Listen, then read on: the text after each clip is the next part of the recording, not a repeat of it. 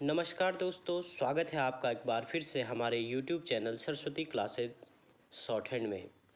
तो स्टार्ट करते हैं आज की डिक्टेशन 80 शब्द प्रति मिनट की गति से। अगर अभी तक आपने चैनल को सब्सक्राइब नहीं किया है तो चैनल को सब्सक्राइब करें, बने रहें हमारे YouTube चैनल के साथ डेली डिक्टेशन के लिए। तो आइए स्टार्ट करते हैं डिक्टेशन स्टार्ट होगी 5 सेकंड में। दोस्तों, वीडियो डिक्टेशन लिखने के बाद अगर आपको आउटलाइन बनाने में कहीं कोई प्रॉब्लम है, जो कठिन आउटलाइंस आपको लगती है, तो आप कमेंट बॉक्स में भी हमें वो शब्द लिख के भेज सकते हैं ताकि हम उसके इजी आउटलाइंस आपको प्रोवाइड करा सकें। तो आइए करते हैं स्टार्ट आज की डिक्टेशन। स्टार्ट। भारतीय राष्ट्र सांस्कृतिक परंपराओं की विविधता एवं भाषाओं की बहुलता से विशिष्टता प्राप्त किए हुए है। इस तथ्य के कारण इसमें अलग ही आकर्षक और सौंदर्य है, किंतु राजनीति ने झूठे नेताओं के दिमाग खराब कर रखे हैं कि जो कोई मुद्दा नहीं है उसे भी मुद्दे बनाए हुए है कि भारत में बहुत सी भाषाएं हैं। यह तो गर्व का विषय है, न कि समस्या का। यह भारत की समृद्धि और विविधतापूर्ण संस्कृति का द्योतक है। रूस में भाषाओं की बहुलता है, वहाँ पर भारत से भी अधिक भाषाएं हैं। रूस के समक्ष भाषा जैसी कोई समस्या नहीं है। सोवियत यूनियन में प्रत्येक को अपनी भाषा पर गर्व है और वे एक दूसरे के क्षेत्र की भाषाओं का सम्मान करते हैं। वहाँ पर शायद ही कभी भाषा के नाम पर झगड़े हुए हों, किंतु भारत में निराश और विफल राजनीतिज्ञ भाषा के नाम पर लोगों को हिंसा करने के लिए भड़काते हैं। इन चीज़ों का अब अंत होना चाहिए।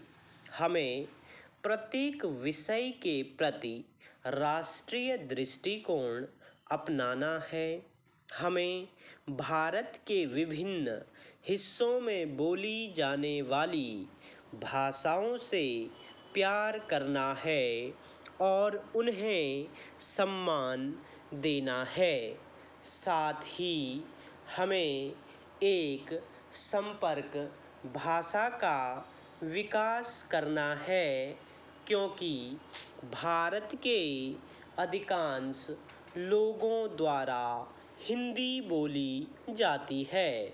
अतः इसी को सभी की संपर्क भाषा अपनाए जाने का स्वाभाविक दावा होना चाहिए।